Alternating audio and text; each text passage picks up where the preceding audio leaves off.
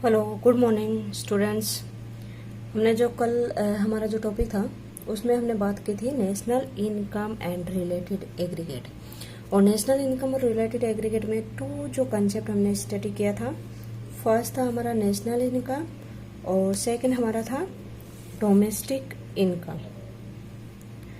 Okay, तो national income का जो कंसेप्ट हमने किया था, इसी के साथ में हमने फैक्टर इनकम, नॉर्मल रेजिडेंस क्या होता है इसके बारे में भी हमने डिस्कस कर लिया था। आज जो हमारा जो कंसेप्ट है वो है डोमेस्टिक इनकम। और डोमेस्टिक इनकम की डेफिनेशन हमारी है, domestic income is the sum total of A factor income generated with in the domestic territory of a country, okay, within the domestic territory of a country, no matter it is the income occurring to residents or a non-residents of a country। ठीक है, domestic territory का concept हमने कल discuss किया था कि हम domestic territory किसे कहते हैं। आज हम ये बात करेंगे कि इस डोमेस्टिक टेरिटरी में क्या क्या हम इंक्लूड करेंगे। जैसे ही हम कंट्री की नेशनल इनकम या डोमेस्टिक इनकम को कैलकुलेट करेंगे तब हमारी ये डोमेस्टिक टेरिटरी काफ़ी इम्पोर्टेंट हो जाता है। तो सबसे पहले हमें ये पता होना चाहिए कि हम डोमेस्टिक टेरिटरी कंसेप्ट में किन किन को इंक्लूड करते हैं और किन किन को एक्सक्लूड करते हैं। ओके, तो इसको हम थोड़ा मैप से देखते हैं। ठीक है, ये हमारा मैप है, इसमें है जो ये इंडिया का मैप दिखाया है इसमें। तो इंडिया का इस मैप में,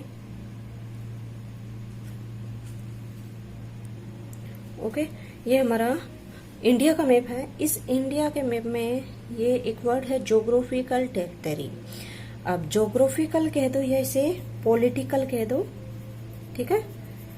ज्योग्राफिकल जो हमारा ये बाउंड्री बनी है बाय द ज्योग्राफिकल एरिया, यानी कि हम नॉर्थ, ये ईस्ट, वेस्ट, नॉर्थ और साउथ में जो हम बात करते हैं, जो ये आपका बाउंड्री बनी हुई है, ठीक है, ये हमारी ज्योग्राफिकल एरिया को बताता है। इसी के साथ में हमारा ये पॉलिटिकल एरिया भी होता है, ठीक है। तो ज्योग्राफिकल पॉलिटिकल एरिया यानी कि ज्योग्राफिकली हमारा डिसाइडेड है कि इतना पार्ट है वो इंडिया का होगा, और पॉलिटिकल एरिया यानी कि पॉलिटिकल पॉलिसीज है वो इस पार्ट में हमारी गवर्नमेंट की ही फॉलो की जाएगी, ठीक है। पर हम इकोनॉमिक्स में जब बात कर रहे हैं तो ये टेरिटरी हमारी थोड़ी सी ब्रॉड हो जाती है। केवल हम पॉलिटिकल जो ये बाउंड्री होती है इसी में कन्फाइंड नहीं रहते, इसे थोड़ा सा ब्रॉड है। ये ब्रॉड कैसे है, जैसे यहाँ पे आपको ये दिख रहा है थोड़ा थोड़ा सा एरिया लगाया हुआ, इट मीन्स कि कुछ हमारा जो सी का एरिया है, ठीक है, वो भी हमारा ज्योग्राफिकल या वो भी हमारा इकोनॉमिक टेरिटरी में आता है, वो हम इसे हम कहेंगे डोमेस्टिक टेरिटरी। तो यहाँ पे डोमेस्टिक टेरिटरी जो कंसेप्ट है ये पॉलिटिकल और ज्योग्राफिकल जो हमारी बाउंड्री है इसको कंसीडर नहीं करेंगे। इससे थोड़ा सा आगे जो इंटरनेशनल लेवल पे डिसाइड किया जाता है, हर एक कंट्री का कुछ ना कुछ पार्ट डिफरेंट जो सी का पार्ट है, तो इसी प्रकार से इंडिया की जो पॉलिटिकल ज्योग्राफिकल बाउंड्री के अलावा कुछ इधर सी का एरिया जिसे हम कहते हैं कि वाटर टेरिटरी जो इंडिया में इंक्लूड करते हैं, ठीक है। तो हम जो इनकम, जैसे कि कोई भी हमारा जो फिशिंग है, जैसे फिशिंग वेसल्स है, ठीक है, तो ये फिशिंग वेसल्स है, ये हमें पता है कि वाटर में ही होती है। तो ये इंडिया का जो ये ज्योग्राफिकल पॉलिटिकल एरिया इससे बाहर है, यहाँ पे वो फिशिंग कर रहा है। तो यहाँ से जो फिशिंग करेगा, इससे जो इनकम अर्न करेगा, तो वो हमारी डोमेस्टिक टेरिटरी का पार्ट होगा, ओके, डोमेस्टिक टेरिटरी का पार्ट होगा। तो एक तो हमारा ये कंसेप्ट आता है, ठीक है, फिशिंग वेसल जो हमारी वाटर टेरिटरी है उसमें हमारी फिशिंग की जाती है, ठीक है, उसको हम डोमेस्टिक टेरिटरी का पार्ट मानेंगे। और दूसरा हमें ship operated by residents of India, ships operated by residents of India, ठीक है। कई बार हम ये देखते हैं कि हमारी इंडिया से एक्सपोर्ट और इंपोर्ट मोस्ट ऑफ द सी के ही रास्ते से होता है, ठीक है। अब सी के एरिया से हो रहा है तो कुछ शिप यहाँ से एक्सपोर्ट को लेके जाएंगे और इंपोर्ट हमारा यहाँ से बाहर से आता है। तो ये जो शिप्स होते हैं, हमारे शिप होते हैं, तो इन जो शिप अगर वो इंडिया का है तो वो इंडिया का शिप है, ठीक है, इंडिया की इस बाउंड्री को क्रॉस कर रहा है, ज्योग्राफिकल पॉलिटिकल को तो क्रॉस करेगा, साथ में इंडिया की जो वाटर टेरिटरी इसको क्रॉस करते हुए किसी अनदर कंट्री में जाता है आपका जैसे इधर ऑस्ट्रेलिया में जा रहा है या इधर से ऐसे जाके यूएसए में, ब्रिटेन में कहीं भी जा रहा हो, पर वो बाउंड्री को क्रॉस कर गया, पर वो शिप किसका है? इंडिया का। तो it is the part of Indian domestic territory and it is the Indian domestic territory, और यह इनकम जनरेट करेगा तो हमारी डोमेस्टिक इनकम हम कंसिडर करेंगे। ठीक है, फर्स्ट, सेकेंड और थर्ड जो हम बात कर रहे हैं वो है हमारा oil and natural gas rings. तो हमारा ऑयल और नेचुरल गैस रिंग्स, ये हमारा जो ये जोग्राफिकल एरिया है, यहाँ पे भी हमें कई इस प्रकार के रिंग्स मिल जाते हैं और कई हमारे वाटर में हैं, जैसे कि बॉम्बे हाई इसका गुड एग्जांपल है। इधर वाटर के एरिया के साइड में हमारा ये पड़ता है। तो ये जो वाटर का एरिया, जैसे यहाँ पे ये बाउंड्री बनाई हुई, अगर इस एरिया के यहाँ तक जिस ये एरिया कवर हो रहा है, यहाँ तक हम ऑयल, ये रिंग्स है हमारे इंडिया के, तो it is the part of Indian domestic territory. ठीक है, तो यहाँ से जो इनकम जनरेटेड होगी वो इंडिया की डोमेस्टिक इनकम में हम कंसीडर करेंगे। पर अगर कोई रिंग्स ऐसा है जो इंडिया के वाटर जो टेरिटरी है इससे बाहर है, तो वो हमारी इंडियन डोमेस्टिक टेरिटरी का पार्ट नहीं होगा। ठीक है, इसी प्रकार से नेक्स्ट हमारा आता है एयरक्राफ्ट्स। अब एयरक्राफ्ट्स की हम बात करें, जैसे इंडियन एयरलाइंस है, एयर इंडिया है, ठीक है, तो ये इंडिया का है एयरक्राफ्ट्स, मैंने बनाने की कोशिश की है। ठीक है, तो आप इसे समझ सकते हो। तो इंडिया का एयरक्राफ्ट्स है, पर यहाँ से जैसे कि दिल्ली में हमारा इंदिरा गांधी इंटरनेशनल एयरपोर्ट है, ठीक है, तो कई सारे इंटरनेशनल एयरपोर्ट्स है, वहां से वो किसी another rest of the country में, जैसे चाइना में है, यूएसए में है, जापान में, यहाँ से हमारा वो एयरक्राफ्ट जा रहा है। ठीक है, तो इस एयरक्राफ्ट में चाहे वो इंडियन पीपल हो या कोई भी दूसरा पीपल हो, तो उसे इसका जितना भी हमारा जो होते हैं, जैसे कि हम बोलते हैं टिकट, तो जितना भी इसका इनकम होगा एयरक्राफ्ट से, तो ये हमारा इंडिया से दूसरी कंट्री में जा तो रहा है, पर इंडिया का है। इंडिया का एयरक्राफ्ट होने की वजह से इसकी जो इनकम जनरेटेड होगी वो इंडिया की डोमेस्टिक इनकम कंसिडर की जाएगी। ओके, नेक्स्ट आता है हमारा एम्बेसीज।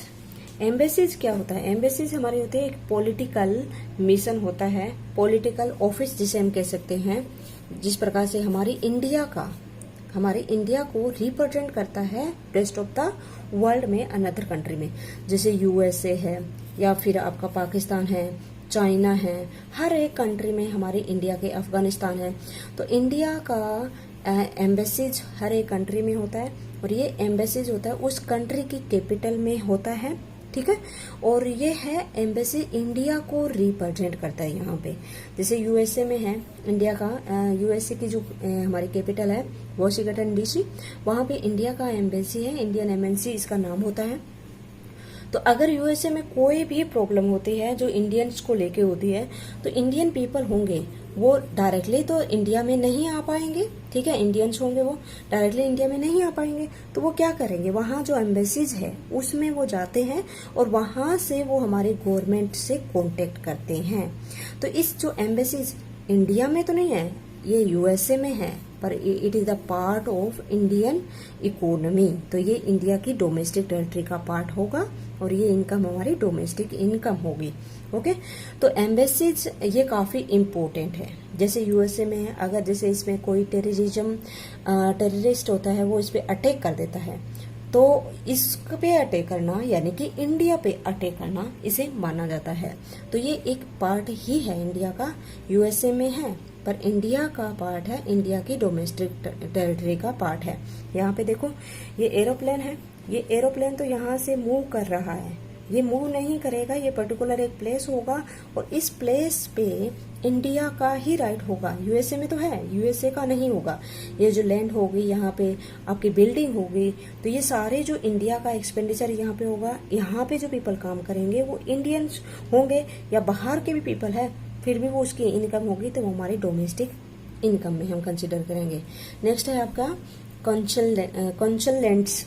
तो ये हमारी जो एम्बेसीज होती है इसी के सब ऑफिस होते हैं, उसको कंसल्टेंट्स बोला जाता है। ठीक है, एम्बेसीज एक ही ऑफिस होता है, इसके सब ऑफिस होते हैं। जैसे कि ये एम्बेसीज होता है, ये पर्टिकुलर कंट्री की सीट वो उसमें होता है आपकी जो एक कंट्री होती है उस कंट्री की कैपिटल में होता है।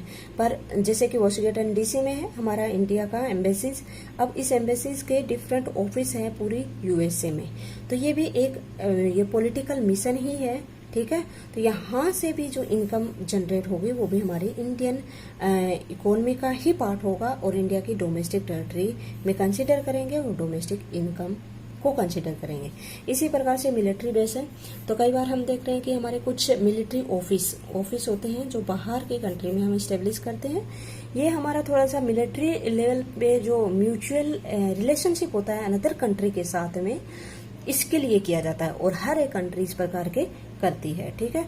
तो यहाँ पे जो हमारा होगा तो ये मिलिट्री है, डायरेक्ट मिलिट्री किसी भी कंट्री की काफी इंपॉर्टेंट होती है। तो यहाँ इस ऑफिस में जो भी रिलेटेड वर्क होगा, ठीक है, तो वो डायरेक्टली इंडिया के कंट्रोल में होगा, ठीक है।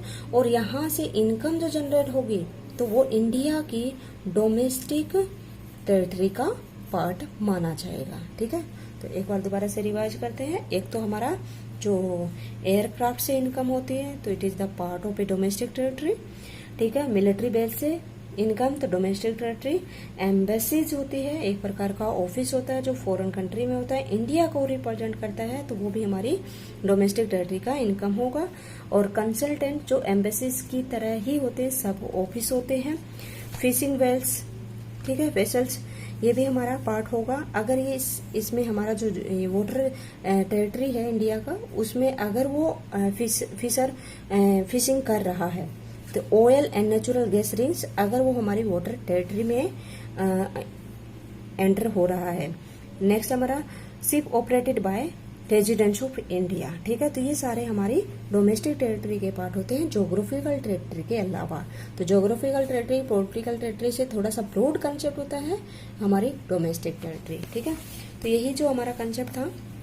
तो डोमेस्टिक टेरिटरी में domestic territory of a country include the following. First क्या है, territory lying with in the political frontier, ठीक है, including territorial border of a country, ठीक है। अभी हमने बात की थी इसी में जो ज्योग्राफिकल एरिया है, इसी के साथ में हमारा जो पॉलिटिकल एरिया है उसको भी हम इंक्लूड करते हैं, ठीक है। नेक्स्ट हमारा आता है ये ज्योग्राफिकल एरिया है आपका, पॉलिटिकल एरिया, इसी के साथ में जो बॉर्डर जो हमारा टेरिटरी है यहाँ तक का जो पार्ट होगा वो हमारा डोमेस्टिक टेरिटरी में हम इंक्लूड करेंगे, ओके। नेक्स्ट आपका शिप्स एंड एयरक्राफ्ट्स, ठीक है। Ships and aircraft operated by residents of a country across different part of a world, okay. तो हमारा जो एयर इंडिया है, एयरलाइंस का जो शिप है डिफरेंट कंट्री में मूव करता है, तो वो भी हमारे इंडियन इकोनॉमी का ही डोमेस्टिक टेरिटरी का पार्ट होगा। इसी प्रकार से हमारा नेक्स्ट होगा fishing vessels, oil and natural gas rings and floating platform operated by residents of a country in the international water. तो फ्लोटिंग प्लेटफॉर्म का मतलब जैसे कि हमारा जो ऑयल नेचुरल गैस रिंग्स होते हैं इसी पे होते हैं। ये ऊपर से हमें दिख रहे हैं कि ये तैर रहे हैं, पर लेकिन ये काफी गहरे होते हैं जहां से हम ऑयल ये वहां से निकालते हैं हम, ठीक है। Embassies, consultant and military base military establishment of a country located abroad, ठीक है। एम्बेसीज बता दिया, ऑफिस है, इंडिया को रिप्रेजेंट कर रहा है, इसी के सब ऑफिस कंसल्टेंट्स होते हैं, ठीक है। तो military base particular military office होते हैं जो रेस्ट ऑफ द वर्ल्ड में होते हैं, तो वो भी हमारा इंडियन डोमेस्टिक टेरिटरी का ही पार्ट होगा, ओके। नेक्स्ट जो कॉन्सेप्ट है हम नेक्स्ट क्लास में करेंगे।